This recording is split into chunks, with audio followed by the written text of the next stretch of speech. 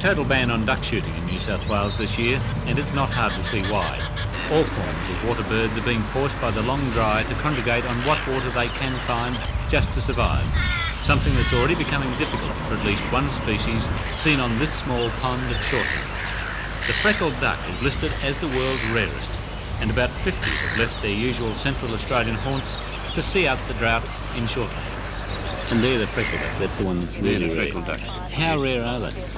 Well, they're generally regarded as the rarest duck in the world because they're in a group all of its own with just one species, whereas a lot of the other Australian ducks are in groups where there are perhaps 40 species worldwide. But the freckled duck has a group all to himself. It must be important then, these small coastal wetlands, that they've got somewhere to come in time of drought. Not only the freckled duck, but the others that have come. They're crucial. Virtually all the Australian waterfowl breed in their numbers in the inland river systems, but when the inland river systems are under stress, well then the coastal wetlands have to provide the carryover period for the drought. And I guess our coastal wetlands have been diminished to something less than 40% of what they were originally, and so I guess in a drought situation a couple of 100 years ago, the ducks would have had 3 times as much water area to look after them during the drought.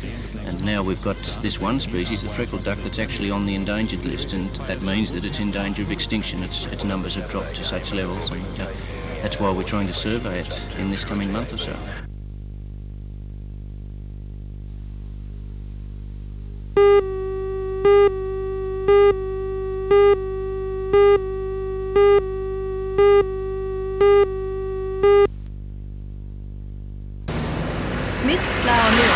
In the 1830s on this side at East Maitland, now a cluttered and busy intersection.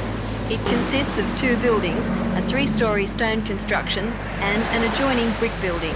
The Heritage Council says the flour mill is the only remaining and oldest example of early 19th century industrial building in the Lower Hunter. The flour mill is now owned by BBC Hardware, which has established its business on either side of the historic dwelling. The company wants to demolish the flour mill to provide access and off-street parking. The issue went before Commissioner of Inquiry Dr Alan Gilpin at the Maitland Town Hall today.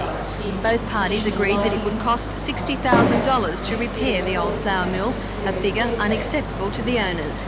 Another proposal to dismantle the flour mill and rebuild it on another site was ruled out by the Heritage Council because of the cost involved and the fact that it would detract from the historical significance of the original site.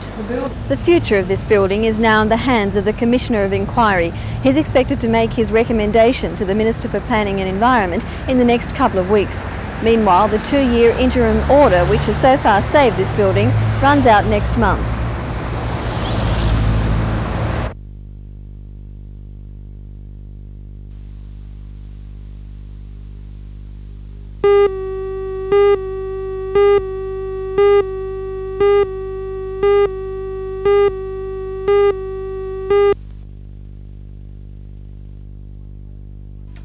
Excerpts from 100 years of photographic history was being hung at Lake Macquarie Community Gallery today, and the theme, the tree.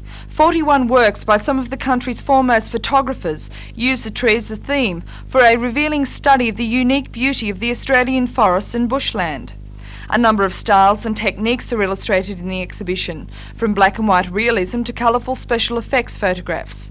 The exhibition is part of one held in the New South Wales Art Gallery, and Lake Macquarie is the only regional centre where the collection will be shown.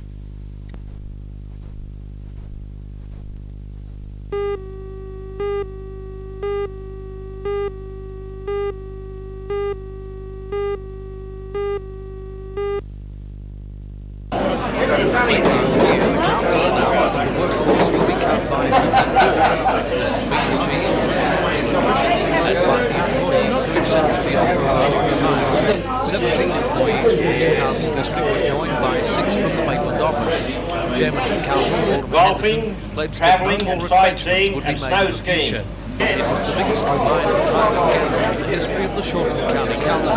Those leading were presented with certificates of service. It gives me great pleasure to present to you. Retires today after 47 years. 47 right to the day. I started as a first-year apprentice on the 30th of January 1936. And worked your way right up to where? To Assistant Divisional Engineer in the Works Division. It's quite a big job. Oh yes, 4 from the top.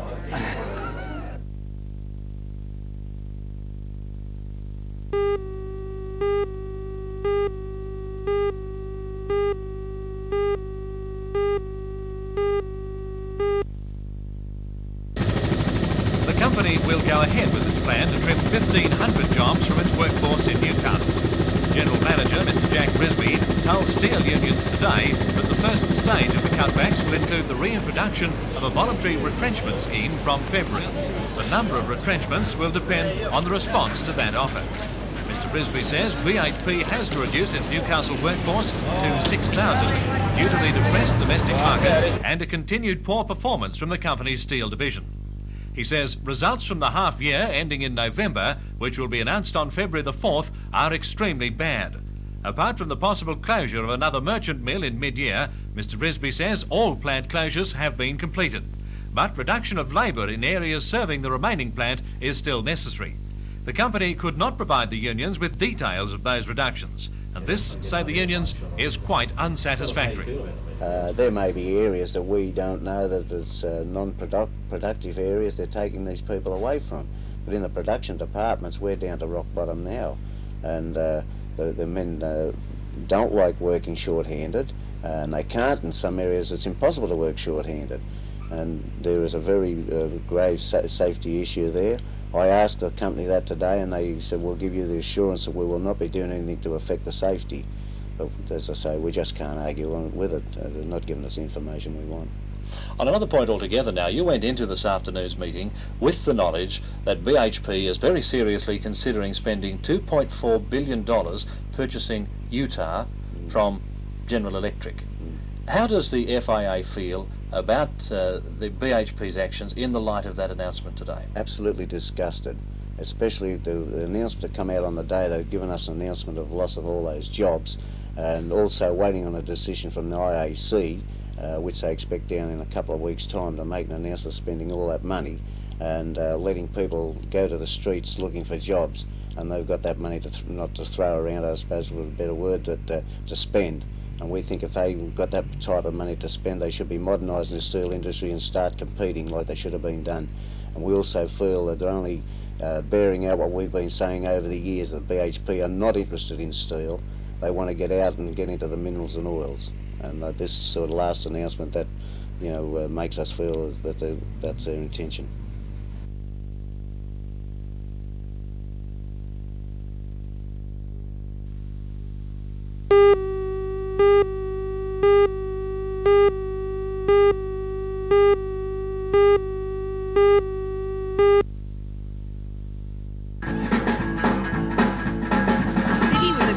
Population of more than 30,000 people has appeared overnight at Narara 83 on the Central Coast. Warm weather, fresh air and plenty of rock and roll has made this one of the most successful long weekend venues, tagged a tribute to Australian music. I want to tell my baby that's going around. Everybody doing it. So far there have been no major problems at Narara, except for traffic chaos last night. However, there is still plenty of car parking and room to move around the tent city. Today the heat drove many people into the water to cool off in what looked very much like a Roman bath. Down on the main stage, next to old Sydney town, which cannot help but feel the intrusion this weekend, the music continues with the Angels and Men at Work tonight.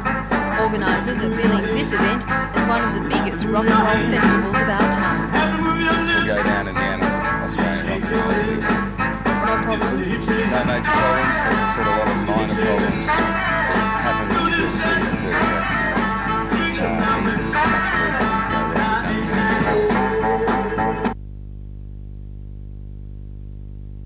Everyone's having a good time. Thank you.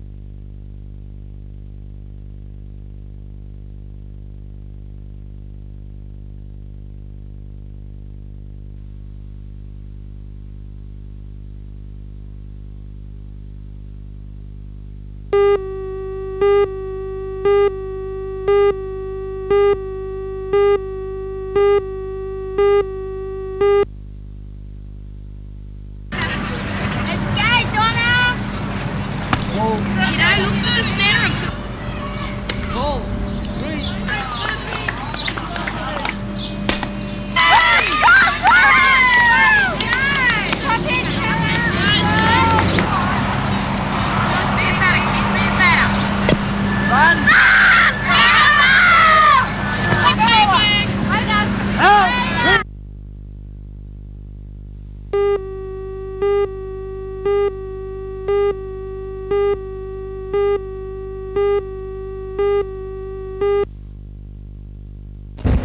One of a number of local officials on the first home crossing, Newcastle's Lord Mayor, Alderman Joy Cummings, described the Northern Welcome Given story by as the most exciting scene in her life. And there is certainly no doubt that north of the harbour people are happy to have won their persistent battle for a government-run ferry service. Although most people at the ferry wharf seemed more interested in looking over the new vessel, there was a short official ceremony where the member for Newcastle, Mr. Wade, said he hoped for further expansion of the ferry service. At present, two ferries, the former Sydney Harbour vessel West End, which made today's trip, and the Edith Waterboat, previously on the Stockton run, will provide the 7-day-a-week service. The Urban Transit Authority has leased both ferries and employed staff from the previous privately owned ferry service, which abandoned the run in July. Official ceremonies over, it was all aboard for a series of free rides, courtesy of the UTA. The first scheduled ferry will leave Newcastle tomorrow morning at 5:45 with a fare 60 cents for adults and 30 cents for children and pensioners.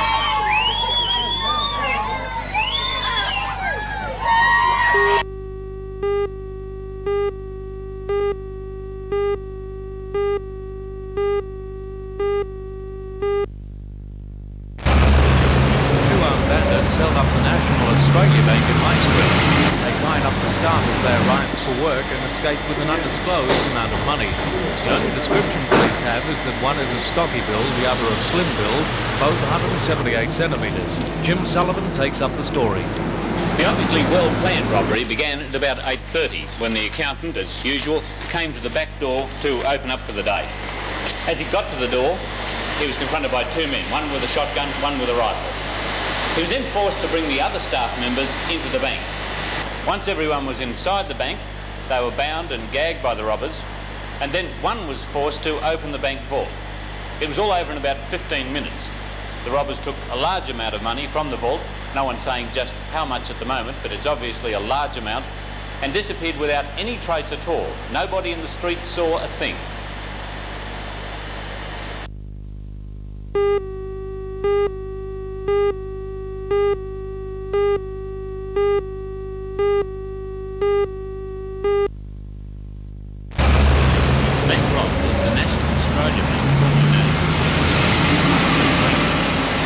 Well-planned robbery began at about 8:30 when the accountant, as usual, came to the back door to open up for the day. As he got to the door, he was confronted by two men, one with a shotgun, one with a rifle. He was then forced to bring the other staff members into the bank. Once everyone was inside the bank, they were bound and gagged by the robbers, and then one was forced to open the bank vault. It was all over in about 15 minutes. The robbers took a large amount of money from the vault, no one's saying just how much at the moment, but it's obviously a large amount, and disappeared without any trace at all. Nobody in the street saw a thing. Incredibly, painters working on the building were on the job since 7 o'clock this morning, but knew nothing of the robbery until staff freed themselves and raised the alarm. Although shaken up, the staff weren't hurt. Police said sensibly they cooperated with the armed men.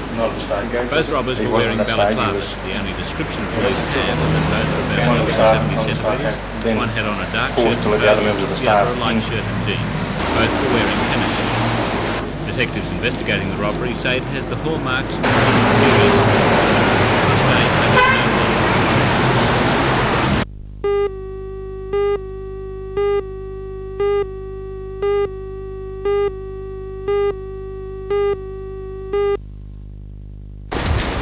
Members of the church rehearsed this afternoon for the important occasion, which will be attended by all Anglican bishops of the province of New South Wales and other areas, including Perth, Melbourne and Adelaide. Dean Richard It's a significant moment for me personally, will be and it's of course tonight as the auxiliary bishop of Newcastle, replacing Bishop Parker, who retired on December the 31st. It is only the second time that a bishop has been consecrated in Newcastle. Bishop Bergman was consecrated in the cathedral on May the 2nd, 1934. The new bishop-elect is looking forward to his new role in Newcastle. Oh yes, very much. Very excited about it, but I've got to admit, to a degree, apprehensive about it.